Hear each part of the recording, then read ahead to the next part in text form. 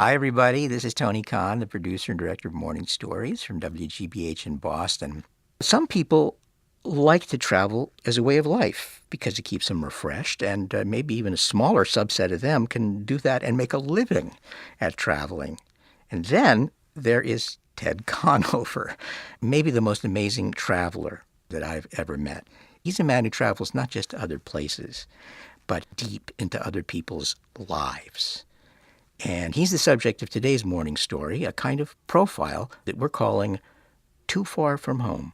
Maybe you've heard it said, all good stories begin either when a person leaves home or a stranger comes to town.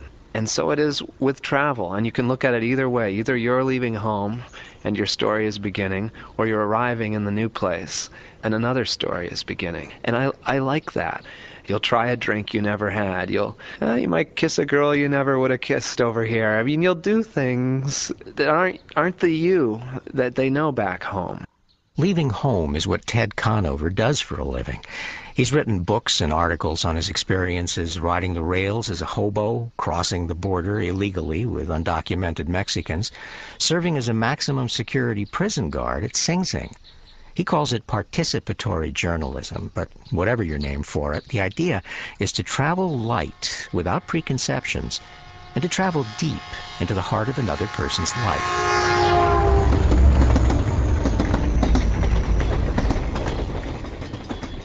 It began in college when Ted decided to write a thesis on American hobos from the inside looking out.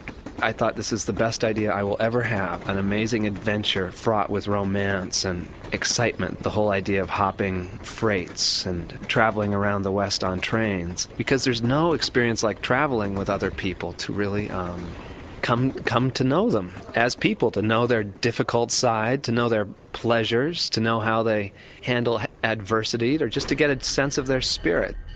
Based on that experience, he wrote his first book, Rolling Nowhere. I remember once in Spokane, Washington, I met up with two railroad hobos who said they wanted to head to North Dakota to work in the sugar beet harvest. And to get there, we rode the Burlington Northern Railroad more than 24 hours straight until we got to Minot, North Dakota, at which point we sat around for 3 days. The third day was Sunday. One of them, BB, came back to the campground with the Sunday paper.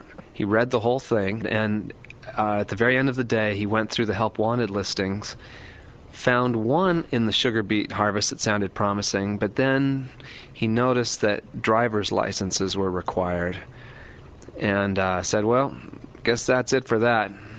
Let's head back to California.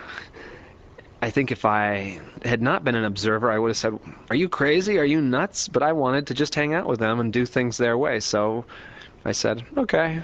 And away we went. Like any process of discovery, travel is an exercise in point of view. What you find has a lot to do with what you're looking for. Ted's next big discovery met him one day in Bakersfield, California, right outside his freight car door. I looked down the line, as you always do when you climb off a train, to see who else was riding the same train you were, because often you don't know till it stops at the end. Only one guy climbed out. He was Mexican. I used my high school Spanish to say, ¿Cómo está usted? And we spent 3 days together.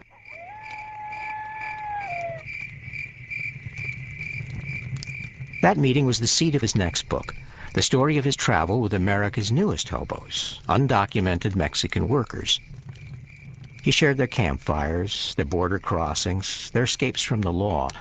He earned their trust by putting himself in their place and under their skin. Quite a trick for a college graduate with blonde hair and blue eyes. People everywhere have stories to tell, and there seems to be, for many people, a shortage of listeners to tell those stories to. More often than not, if you'll simply listen to somebody, they will gladly welcome you to their campfire, or the bar stool next to them, or their freight car. Or their truck.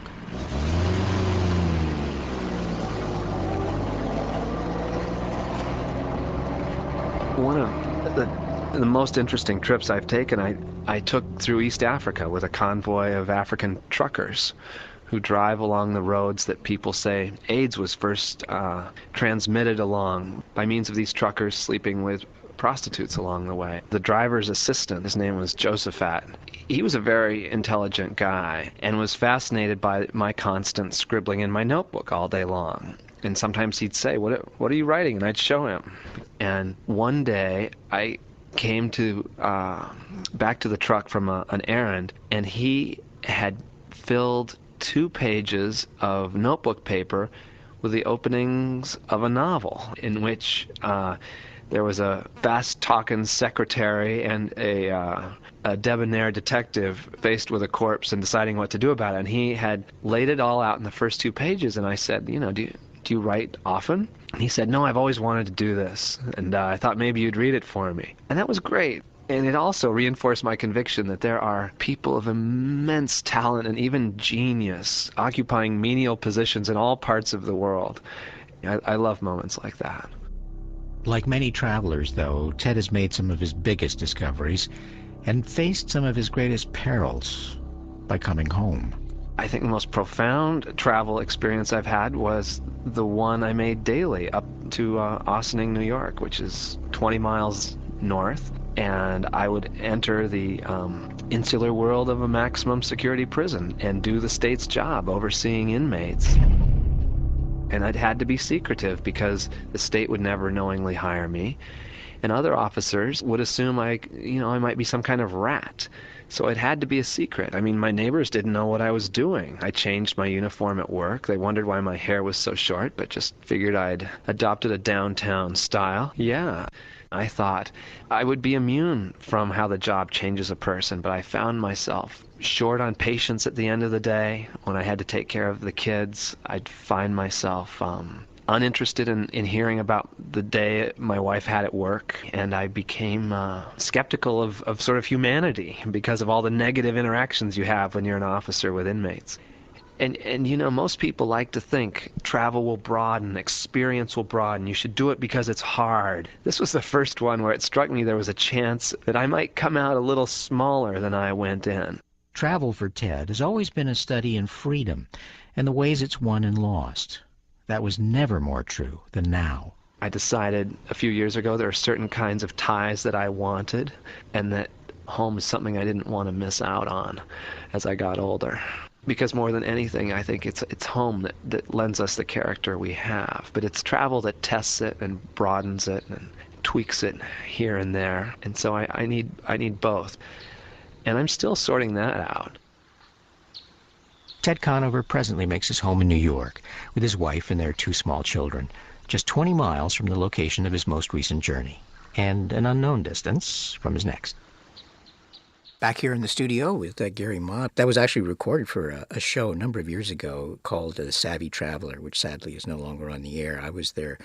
The Traveler at Large? Traveler at Large. Thank you, Gary.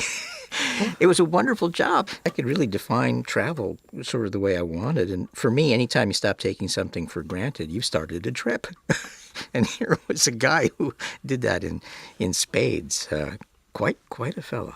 We were talking about this, what it's like to be on the road, the stories that come off the road. Yeah. And several weeks ago, we spoke about a guy named Sully. Sure. Sully is the front-of-house mix engineer for Joe Nichols, a country artist. And I met up with Sully here when Joe was swinging through town. Lovely guy, family guy, lives in Nashville, has been doing the music thing for a number of years. He sent a script that he wrote to read an excerpt. When I get lonely on the road, I call my wife and tell her how much I love and miss her, and I promise to be a better husband and father. I can see her eyes pinned to the top of her head as she reminds me I am a good husband and father, and perhaps I should quit calling her after listening to country music. That's it. I'm getting a drinking problem.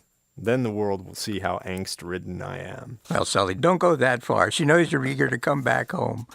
Speaking about letters from the road, we got a description not only of the person being on the road, but of the road itself the person is on, which I thought I'd like to pass on to you. This is from somebody in Australia. He says, one of the funny things that comes with podcasts is the contrast between what you hear and what you see. My bike ride commute goes through desert vegetation and eucalyptus river bottom forests, while your stories describe Cape Cod, winter streets in Boston, or thunderstorms in Brazil. My eyes see flocks of galahs and cockatoos, kangaroos, goannas, and fantastic skies.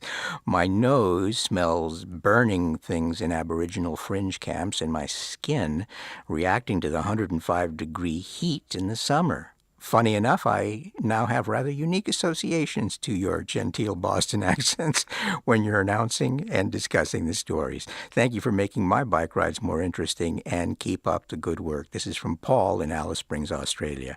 Well, thank you all for writing in. Please keep those emails coming, and to our major correspondent in the financial realm, please, Ipswich, keep your wonderful support coming to us as well. We really appreciate it. They're the funders of our podcast and have been pretty much since the start. Ipswich, a leader in file transfer software, no less. They're at ipswich.com, IPSWITCH. And our email address is morningstories@wgbh.org. Love to hear from you. And our web presence, wgbh.org/morningstories. Sully, don't touch that bottle. Just come home. We'll see you next Friday.